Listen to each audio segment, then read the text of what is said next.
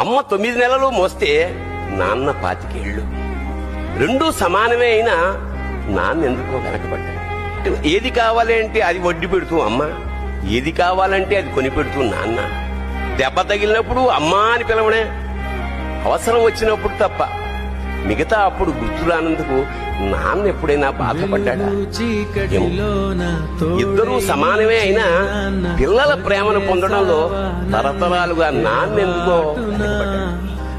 అమ్మకి మాకు బీరువా నిండా రంగురంగుల చీరలు బట్టలు, నాన్న బట్టలకు దండెం కూడా నిండదు. తనని తాను పట్టించుకోవడం రాని నాన్న ఎందుకో మాకు కూడా పట్టదంత వెనకపడ్డాడు. అమ్మకి అన్నో కొన్నో బంగారు నగలు, నాన్నకి బంగారు అంచున్న పట్టు పంచి ఒకటే. కుటుంబం కోసం ఎంత చేసినా తగిన గుర్తింపు తెచ్చుకోవడంలో నాన్నెందుకో పాపం బాగా వెనకబడ్డాడు.